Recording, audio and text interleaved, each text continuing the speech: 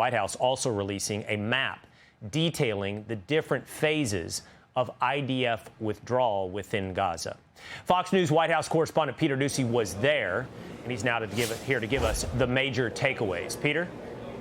And, Will, there are 20 principles of peace, they call them, that the U.S., President Trump, and the Israelis, Prime Minister Netanyahu, agreed to. We don't know yet how many of those points Hamas negotiators will agree to because the U.S. doesn't talk directly to Hamas. They rely on calls to Qatar to pass messages back and forth.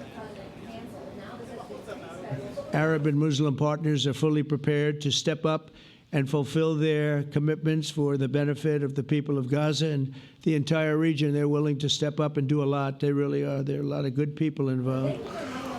With this, President Trump is formalizing his plan from a few months ago to redevelop Gaza into the Riviera of the Middle East. One of the points here is the Trump economic development plan to rebuild and re-energize Gaza. Lots of possibilities, but first today, Netanyahu had to do something. He had to call Qatar and say sorry for strikes inside Qatar that unintentionally killed a Qatari serviceman.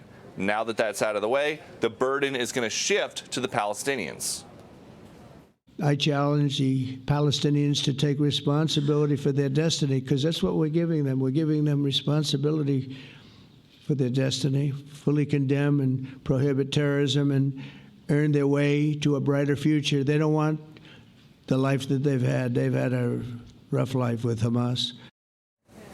If this peace deal is ratified, President Trump will become the chairman of a newly formed board of peace. But if it is not ratified, President Trump is pledging that Israel will have full U.S. backing to continue the fight in Gaza. Will? Peter, it's bold, it's strong, it seems to have the support of many important Arab nations, but the real question is the one that you introduced. It must have a dance partner on the other side of the card. Where is the sense of optimism coming from that this is something that will be accepted by Hamas? The sense of optimism is coming, and again, this is like the 1% of press conference or of events that you see President Trump in front of a microphone that we did not have a chance to ask him questions like this. But things are so sensitive and so fragile, they want to wait on the details like that. But the optimism, if your team can put back up the map that we had, the Israelis are going to give up. They are agreeing to give up a little bit of the land that they currently occupy, and you can see it there. They're going to pull back from territory that they currently control. And that is why that kind of a concession is the reason that folks around here think that they could actually be getting really, really close to an agreement. But again, it's 20 points. That kind of detail helps with something like this, but that's 20 things for Hamas negotiators who have proven to be as stubborn as any in a global conflict over the last several centuries, or at least several decades. It gives them 20 things to go through and pick apart and say, no, we want these 20 changes made. Well, that's a perfect transition, Peter. We'd love for you to hang out while we bring in Fox News chief correspondent Trey Yingst, who's live from Tel Aviv, into our discussion. Trey, you just heard Peter's report. Tell me what you think the sense is, not just with Hamas. Would any of these be acceptable conditions to Hamas, but what the attitude is inside of Israel? Yeah, Will, I want to start with some breaking news here. An official briefed on the current talks, speaking exclusively with Fox News, says that Qatar's prime minister and Egypt's intelligence chief just met with Hamas negotiators and shared with them that 20-point Trump plan.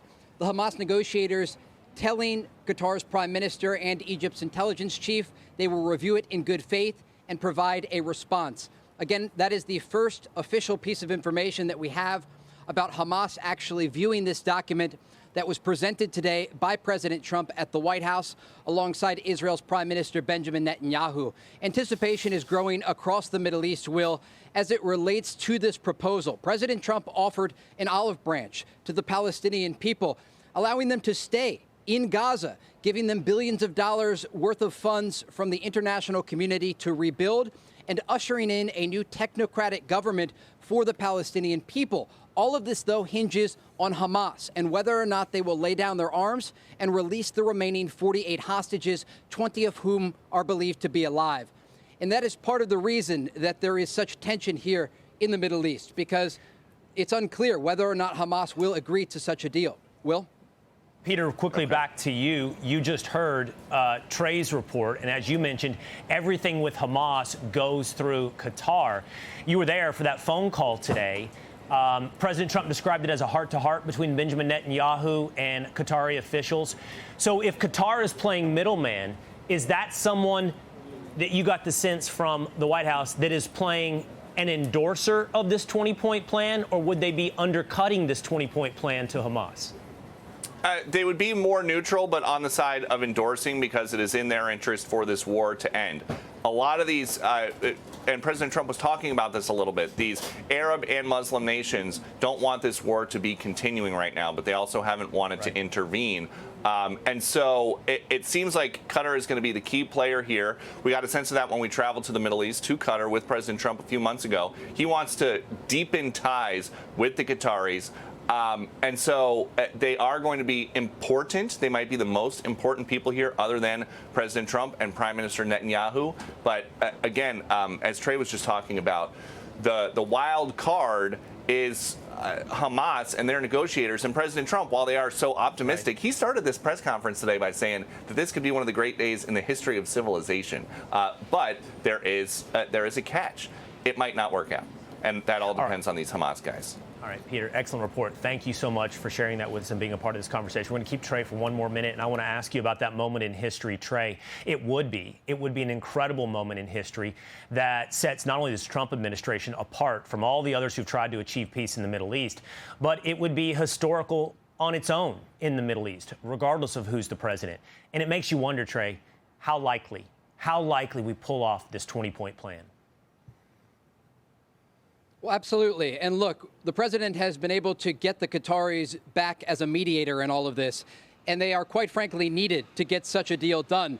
He actually had Israel's Prime Minister, Benjamin Netanyahu, from the Oval Office call the Prime Minister of Qatar and apologize for striking his country earlier this month, where one Qatari security official was killed along with 5 Hamas officials. Right. But when we zoom out here, what the president is presenting here is the possibility of peace in the Middle East. And this could be an initial step towards stabilizing the region, trying to rebuild the situation inside Gaza after a horrific 2-year war that saw a massive amount of suffering for the civilian population in both Israel and in Gaza, and then usher in a new chapter for the region that would allow President Trump to expand the Abraham Accords and bring in countries even as far as Iran. The president bringing that up from the White House, saying it's a possibility. Right. And so the president's vision here is very broad, and this is the first step in all of it. Well, you have to love, if nothing else, the optimism and the ambition. Trey Yingst, thanks so much for joining us from Tel Aviv. Hey, Sean Hannity here. Hey, click here to subscribe to Fox News YouTube page and catch our hottest interviews and most compelling analysis. You will not get it anywhere else.